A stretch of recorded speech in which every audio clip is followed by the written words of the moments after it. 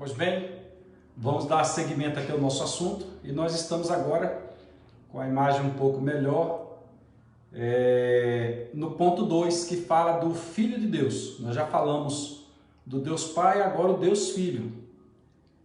Com base em Filipenses capítulo 2, versículos de 6 a 11, nós temos: Jesus veio cumprir a sua missão e foi fiel e obediente ao Pai em tudo, mesmo sendo em forma de Deus. Jesus, sendo Deus, estando na forma de Deus, diz o texto lá de João, que ele não teve por usurpação ser igual a Deus. É o texto de Filipenses, melhor dizendo. Não teve por obrigação, por usurpação ser igual a Deus, e manteve-se em forma de servo, mas não deixou de ser Deus. Então nós temos Deus Pai no primeiro ponto, nós temos Deus Filho no segundo ponto. O primeiro item do segundo ponto diz: Jesus não só liberta da ignorância espiritual, o que infelizmente muita gente vive na ignorância espiritual, ou concernente à salvação, mas também liberta o oprimido e cansado. Mateus capítulo 11, versículo de número 28. Jesus liberta endemoniados, liberta de doenças físicas e de doenças da alma. Logo, sendo Deus, ele tem poder de afetar tanto o corpo físico, como tem o poder de afetar, de alcançar, de modificar também a alma. Vamos à frente. Ele é o libertador. Está escrito lá: o Espírito do seu Jeová está sobre mim, pelo que me ungiu para libertar.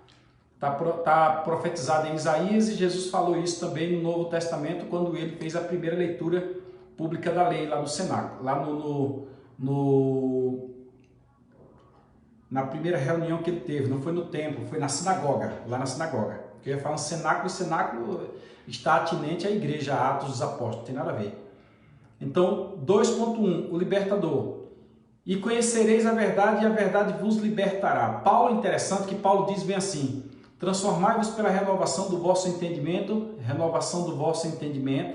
para que experimenteis a boa, perfeita e agradável vontade de Deus. Sendo assim, João 8,32 diz que ele liberta todos aqueles que conhecem a verdade. Conhecereis a verdade, e a verdade vos libertará. Jesus é o libertador. Se, pois, o Filho vos libertar, João 8,36, 4 versículos após, verdadeiramente sereis livres. E quem é que liberta o homem dessa forma, senão Deus? Logo, Jesus Cristo é Deus. 2, item 2 do ponto 2, Jesus é o mediador. Em 1 Timóteo 2,5 nós temos: porque há um só Deus e um só mediador entre Deus e os homens, Jesus Cristo, homem. Preguei, inclusive, há poucos dias sobre esse texto. Um mediador. No céu está Deus, na terra está os homens. Aqui no meio, ligando o homem, está o nosso Senhor Jesus Cristo. Em Atos 4,12 está escrito: e em nenhum outro há salvação, porque também debaixo dos céus nenhum outro nome há dado entre os homens, pelo qual devamos ser salvos. Então alguns aí vai para São não sei quem, e continuam canonizando gente, mas é em vão. Isto é puramente em vão, é besteira. Infelizmente a Bíblia Sagrada não dá esta orientação, porque só há um mediador, só há um Salvador. Primeira carta aos Coríntios, capítulo 3, versículo 11 diz: porque ninguém pode pôr outro fundamento além do que já está posto, o qual é Jesus. Ponto. Ele é o fundamento, ele é a única base que se tem para os fatores de salvação, é Jesus. Em João 14,6, disse Jesus: eu sou o caminho, a verdade e a vida, e ninguém vem ao Pai senão por mim. Ponto final, não existe outro intermediário. Vamos ao terceiro ponto. Nós já vimos que ele é libertador, nós já vimos que Jesus é mediador, agora vamos ver que Jesus é salvador. Porque Deus amou o mundo de tal maneira que deu o seu Filho unigênito, para que todo aquele que nele crê não pereça, mas tenha a vida eterna. Porque Deus enviou o seu Filho ao mundo, não para que condenasse o mundo, mas para que o mundo fosse salvo por ele. Evangelho de João, capítulo 3, versículos 16 e 17. Evangelho de João, capítulo 6, versículos 68 e 69 diz: respondeu-lhes, pois, Simão Pedro: Senhor, para quem iremos nós? Tu tens as palavras da vida eterna, e nós temos crido e conhecido que tu és o Cristo, o Filho de Deus vivo, o Filho de Deus. Logo nós temos aí a Jesus como Salvador, e só Deus pode salvar. Vamos então ver o que nós aprendemos neste terceiro ponto, nesse segundo ponto. No segundo ponto, nós aprendemos que Jesus veio cumprir a sua missão e foi fiel e obediente ao Pai em tudo, mesmo sendo em forma de Deus. Sendo em forma de Deus, ele não se usurpou. Ah, eu sou Deus e os demônios agora que se submetam a mim. Não foi desta forma. Jesus manteve-se como servo. E indo ao terceiro ponto, para que nós possamos encerrar, nós já falamos no primeiro ponto do Deus Pai, falamos no segundo ponto do Deus Filho, agora vamos falar no terceiro ponto do Deus Espírito Santo. Nas Escrituras Sagradas, o Espírito Santo é expressamente chamado de Deus. Jesus disse: o Pai vos enviará um Consolador na mesma essência, um outro Consolador. Ele possui os atributos de Deus e realiza atos e obras de caráter divino. Logo, para praticar atos e obras de caráter divino, só sendo Deus, o Espírito Santo. Hebreus capítulo 9, versículo 14. Na primeira carta de João, capítulo 14, versículo 26, nós temos: o Espírito Santo tem muitas funções. Ele nos ensina todas as coisas e nos faz lembrar de tudo que Jesus nos falou. Jesus disse: ele vos fará lembrar. Vamos ao primeiro item desse terceiro ponto. O Espírito Santo, assim, ele é consolador. Jesus chama o Espírito Santo de consolador, ou paracletos, nome dado ao Espírito Santo no Novo Testamento, que significa um mentor, um defensor, um consolador, um amigo, um ajudador, um auxiliador, etc.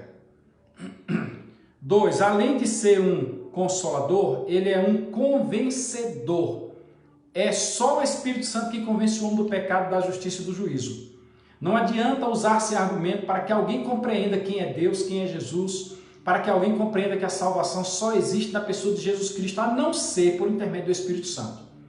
Sendo ele consolador, Evangelho de João, capítulo 16, versículos de 7 a 11, nós temos: todavia digo-vos a verdade, que vos convém que eu vá. Jesus disse: é interessante para vocês que eu suba, porque se eu não for, o Consolador não virá a vós. Mas se eu for, enviá-lo-ei. E quando ele vier, convencerá o mundo do pecado e da justiça e do juízo. É aqui onde entra o fator consolador, convencedor do Espírito Santo. Do pecado, porque não crê em mim. Da justiça, porque vou para meu Pai e não me vereis mais. E do juízo, porque já o príncipe deste mundo está julgado. Então, às vezes a gente fala muita coisa, as pessoas ouvem, mas tais pessoas não têm a compreensão devida pelo Espírito Santo. Se você abrir Lucas, Evangelho de Lucas, capítulo 24, versículo 45, você vai encontrar que então abriu-lhes o entendimento para compreender as Escrituras. Jesus estava com os discípulos, depois de ressuscitado, eles estavam com uma certa dúvida, aí Jesus soprou sobre eles o Espírito e eles agora passaram a entender. Infelizmente, muita gente não entende e segue na sua cegueira espiritual, na sua idolatria. Agora mesmo São João, quantas pessoas não sabem que historicamente o São João, ele é uma ramificação de uma idolatria que veio lá da Europa, lá de Portugal, e que no candomblé, São João ele representa Ogum. Muita gente não sabe disso, mas adora São João, como pipoca de São João, a canjica de São João. Sabia que lá em Portugal a soltura de foguete era para expulsar demônio, para espantar os demônios, expulsar não, espantar? Como é que não tem relação espiritual? É uma questão complicada. Então, no terceiro objetivo, terceira qualidade do Espírito Santo, 3, existem várias outras, ele é intercessor. Então, nós vimos aqui em primeiro plano que ele é consolador, nós vimos que ele é convencedor e agora ele é intercessor. Nós não sabemos como orar, mas o Espírito Santo traduz as nossas palavras, interpreta as nossas palavras, intercede por nós. Romanos capítulo 8, versículos 26 e 27, disse Paulo: e da mesma maneira também o Espírito ajuda as nossas fraquezas, porque não sabemos o que havemos de pedir como convém. Mas o mesmo Espírito intercede por nós com gemidos inexprimíveis. E aquele que examina os corações, que é Deus, sabe qual é a intenção do Espírito. E é ele que, segundo Deus, intercede pelos santos. O Espírito intercede pelos santos. Sendo assim, no terceiro ponto nós aprendemos que nas Escrituras Sagradas o Espírito Santo é expressamente chamado Deus. Ele possui os atributos de Deus e realiza atos e obras de caráter divino. Olha que maravilha! então nós estamos diante de uma trindade numa unidade. Existe um só Deus, consistente em 3 pessoas. E depois você vai lá no YouTube e veja a live que nós vamos fazer lá, onde eu vou colocar vários outros textos, viu? Acabou de entrar ali Laila Siqueira, Deus abençoe. Conclusão, meus queridos, diz assim: por tudo que deve agradecer, por tudo que se deve agradecer, devemos ser gratos a Deus por ter nos revelado tamanho mistério, aceitando por meio da fé o Pai que nos criou, o Filho que nos remiu e o Espírito Santo que nos santifica. Deus abençoe a todos. Encerramos esta pequena participação para a Escola Bíblica Dominical. Você não deve perder a aula da Escola Dominical. Ô Flavinho, Deus te abençoe. Flávio Jesus acabou de entrar aí também. E esperamos você domingo de manhã na Escola Bíblica, quando teremos a aula interativa, e aí vai ser possível responder perguntas, vai ser possível trazer posições bíblicas. Aqui é tão somente uma orientação, né? Alguns irmãos já prepararam os slides, a gente tem esse privilégio, e agora a gente só cria um meio de transmitir para vocês, tá bom? Um abraço a todos e até mais. Fiquem na paz do Senhor.